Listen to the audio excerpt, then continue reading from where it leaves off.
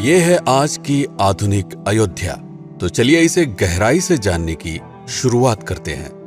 बस अड्डा। राम मंदिर से 7 किलोमीटर की दूरी पर 14 बीघा जमीन पर 219 करोड़ की लागत से लखनऊ हाईवे पर नया बस अड्डा बनकर तैयार है। Railway station. मंदिर से 1 किलोमीटर की दूरी पर 240 करोड़ रुपए में नया रेलवे स्टेशन डिजाइन किया गया है। भविष्य में अयोध्या से दिल्ली, मुंबई, चेन्नई, बेंगलोर, पुणे, कोलकाता, नागपुर, लखनऊ और जम्मू जैसे शहरों के लिए विशेष रेलगाड़ियां चलाई जाएंगी। हवाई अड्डा। 1450 करोड़ रुपए में लगभग 1300 बीघे में फैला हुआ प्रयागराज हाईवे पर नाके के पास बनाया गया है नया एयरपोर्ट। यहाँ से राम मंदिर की दूरी सिर्फ 12 किलोमीटर है। भविष्य में कई बड़े महानगरों के लिए सीधे उड़ानें उपलब्ध होंगी। घाघरा जलमार्ग। अगर आपके पास अपनी खुद की मोटर बोट है तो छपरा से घाघरा यानी सरयू नदी की सैर करते हुए लगभग 300 किलोमीटर नदी में चलकर भी अयोध्या पहुंच सकते हैं। भविष्य में इस रूट के लिए भी मोटर बोट चलाए जाने का प्रस्ताव है। राम मंदिर। अयोध्या के राम मंदिर की कुल कीमत है 1800 करोड़। पूरी तरह बन जाने के बाद अयोध्या का मुख्य आकर्षण होगा। राजस्थान के मशहूर मकराना के पत्थरों से आकार लेते इस मंदिर की अनुमानित उम्र होगी लगभग 1000 साल। 22 जनवरी को पहली मंजिल का उद्घाटन होगा, जिसमें राम की बाल्यावस्था की मूर्ति रखी जाएगी। बाकी की 2 मंजिलों का कार्य चलता रहेगा। खजुराहो के मंदिरों की नागर शैली के आधार पर इसे तराशा जा रहा है। मंदिर का कुल क्षेत्रफल 156 एकड़ या 251 बीघा है। हनुमानगढ़ी। राम मंदिर से लगभग 800 मीटर की दूरी पर स्थित है हनुमानगढ़ी। मंदिर के आवासीय परिसर को मिलाकर यह लगभग 52 बीघे में फैला हुआ है। मंदिर की 76 सीढ़ियां चढ़कर हनुमान जी के दर्शन के बाद ही राम मंदिर में जाने का विधान है। यह मंदिर अयोध्या शहर के ठीक बीच में एक ऊंचे टीले पर बना है। शहर की तरफ आने वाले आक्रमणकारियों के आने की सूचना यहीं से प्राप्त करके अयोध्या के राजा तक भेजी जाती थी। इतिहासकारों के अनुसार जितनी बार भी अयोध्या पर आक्रमण हुआ उतनी बार इस मंदिर को भी विध्वंस झेलना पड़ा। हालांकि सन्यासियों ने हर बार इस मंदिर को फिर से खड़ा किया। आज यह मंदिर रामानंद संप्रदाय और निर्वाणी अखाड़े के अधीन है। राम की पेड़ी।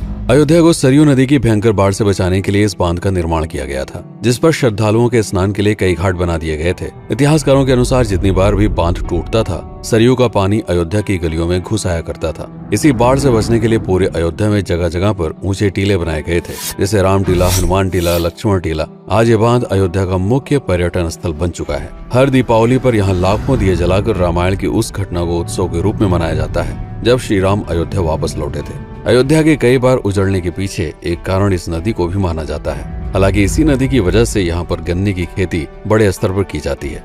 लता मंगेशकर चौराहा। नया घाट और बस स्टैंड के पास ही अयोध्या का मुख्य चौराहा 6.7 करोड़ रुपए में बनकर तैयार हुआ है। पद्मश्री से सम्मानित राम सुथार जी ने 2 माह के कठिन परिश्रम के बाद इस 40 फीट लंबी वीणा को आकार दिया। 14 टन की इस वीणा को लता जी के स्मृति चिन्ह के रूप में यहाँ पर लगाया गया है। इसीलिए इसका नाम नया घाट चौराहे से बदलकर लता मंगेशकर चौराहा कर दिया गया है। धर्मपथ। नया घाट से कुछ पहले सड़क के दोनों तरफ 30 फीट ऊंचे 40 सूर्य स्तंभ लगाए गए हैं, जिसे धर्मपथ का नाम दिया गया है, जो श्री राम के राजकुल सूर्यवंश का प्रतीक है।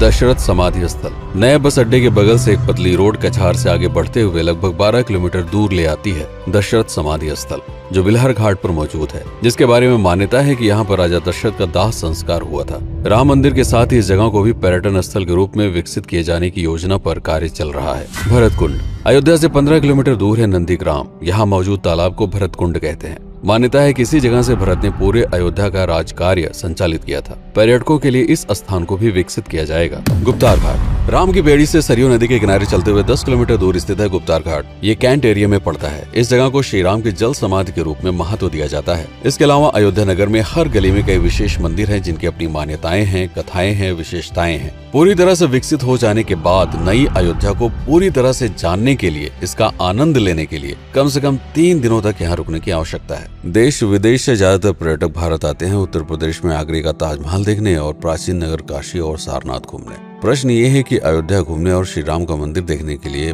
भला विदेशी क्यों आएंगे? और इसका कारण है भारत में लिखी गई राम कथा की सबसे पहली और प्राचीन पुस्तक रामायण। भारत में रामायण के अलावा कंबोडिया में रीमकेर, थाईलैंड में रामकियन जो कि वहाँ की राष्ट्रीय पुस्तक है, इंडोनेशिया में ककनिक, नेपाल में भानुभक्त रामायण जैसी पुस्तकों में वाल्मीकि की रामकथा से प्रेरणा लेकर इसे अपने अपने देश की संस्कृत के हिसाब से फिर से लिखा गया है। पात्रों के नाम कुछ नई घटनाओं के अलावा मूल राम कथा सभी में एक जैसी है। इसके अलावा भारत में ही राम कथा को लेकर संस्कृत में 7 संस्करण, हिंदी में 3 संस्करण, गुजराती में 47, उड़िया में 14, तेलुगु में 5, कन्नड़ में 4 और अन्य भाषाओं में लगभग 17 संस्करण मौजूद है। इसके अलावा लिखे गए नाटक, कविताएं आदि को भी अगर मिला दिया जाए तो इस दुनिया में 300 से अधिक तरह से राम कथाएं बार बार लिखी गई हैं। इन सभी राम कथाओं पर कई विशेषज्ञों ने समय समय पर अध्ययन किया और अपने विचार दिए।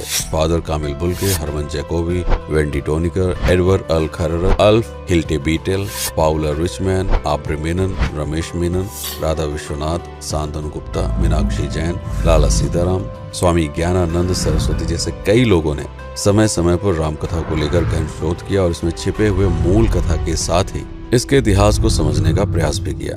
राम कथा थी कौशल प्रदेश के द्वारा किष्किंधा और लंका पर विजय प्राप्त करने की पहली बार एक अखंड भारत के निर्माण की। रामायण महत्वपूर्ण इसलिए हो जाता है क्योंकि ये अखंड भारत युद्ध से अधिक व्यक्ति के आदर्शों, सूझबूझ, मित्रता जैसे गुणों से स्थापित हुआ।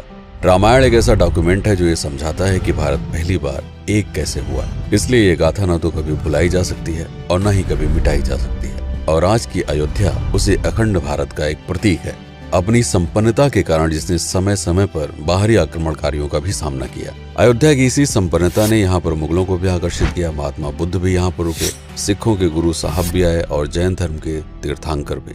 सिर्फ आए ही नहीं बल्कि उनके अनुयायी यहीं पर बसते चले गए। अयोध्या कितनी बार बसी, कितनी बार उजड़ी, इसके बारे में बहुत अधिक प्रमाण उपलब्ध नहीं है। सूर्यवंश के पतन के साथ ही अयोध्या का भी पतन होता रहा। बीच में कई सौ सालों तक अयोध्या मानो विलुप्त सी हो गई। इसका कारण क्या था, इसका कोई प्रमाण नहीं है। अयोध्या को फिर से खोजकर उसे स्थापित करने में बार बार राजा विक्रमादित्य का नाम आता है, लेकिन विक्रमादित्य एक उपाधि है जिसे कई राजाओं को दिया गया था। तो ये कहना मुश्किल है कि किस कालखंड के कौन से राजा ने यह कार्य किया। कुछ विशेषज्ञों का मत है कि यह काम उज्जैन के राजा विक्रमादित्य ने किया होगा।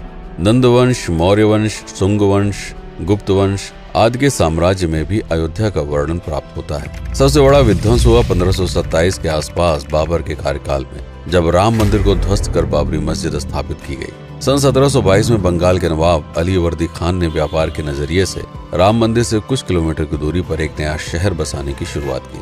1730 में अवध के पहले नवाब सादत अली खान ने इसका नामकरण किया फैजाबाद। इन्हीं के उत्तराधिकारी सुजाउद्दौला ने इसे अवध की राजधानी बनाई। 1775 में अवध के चौथे नवाब असफुद्दौला ने फैजाबाद की जगह लखनऊ को अवध की राजधानी घोषित की। रावण अहंकार का प्रतीक और श्री राम विनम्रता के सूचक। सत्ता में आने के बाद हर व्यक्ति को यह बात हमेशा ध्यान में रखनी चाहिए, सिर्फ रंग रोगन और पत्थर लगवाने से राम राज्य नहीं आएगा, बल्कि जिस दिन स्कूल, अस्पताल और सरकारी संस्थानों से भ्रष्टाचार खत्म होगा, लोगों का मुफ्त इलाज और अपनी भाषा में उच्च शिक्षा उपलब्ध होगी, उस दिन भारत उस पायदान पर खड़ा होगा जहां कभी हम हुआ करते थे। रामायण अहंकार पर विनम्रता की विजय है। अयोध्या को अगर पर्यटन स्थल का केंद्र बनाना है तो इस आधार पर बसाना होगा, राम राज्य लाना होगा, राजनीति नहीं। यदि इस वीडियो में कोई त्रुटि हुई हो तो उसके लिए क्षमा करें। वीडियो पर समय बिताने के लिए आपका बहुत बहुत धन्यवाद। मैं हूं पीके सिंह और आप देख रहे हैं प्रतापगढ़ हब। जय श्री राम, जय अवध, जय भारत।